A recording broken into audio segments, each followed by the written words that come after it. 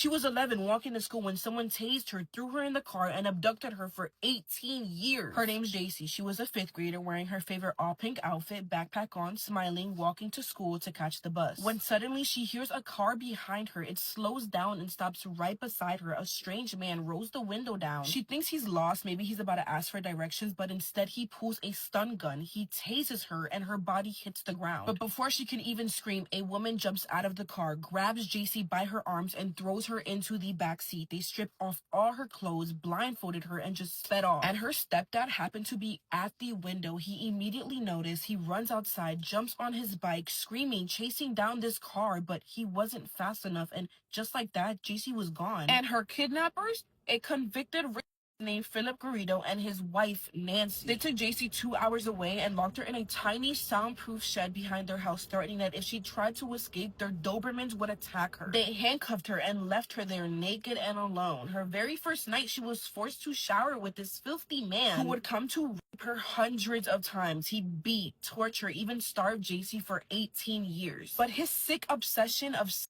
with young girls did not start with JC. He's kidnapped and multiple girls, and at one point he was even sentenced to 50 years, but he got out at 11 for good behavior. And that's actually how he met Nancy, in prison, so they're pretty much a perfect match. 3 years later, Philip gets JC pregnant and she gives birth to a baby girl, and at 17 she had another girl, both in that filthy shed with no doctors at all. Her babies were taught to believe that Nancy was their mom and JC was just their sister. And the craziest part, Philip was on parole. Police visited that house multiple times, but not once did they maybe, I don't know, check the whole property, including the backyard. It wasn't until 2009, 18 years later, that Philip made a big mistake, but I don't even want to call it a mistake because that's literally the reason why they're alive. Philip took both of JC's daughters, who are 12 and 15 by this point, to a parole meeting at UC Berkeley. But one of the staff, Lisa Campbell, bless her heart, notices really weird behavior from the girls and Philip. They're acting really submissive and they looked really pale, as if they've never been in the sun, while Philip is just reeking of suspicious behavior. Lisa does a background search on Philip and sees that he is a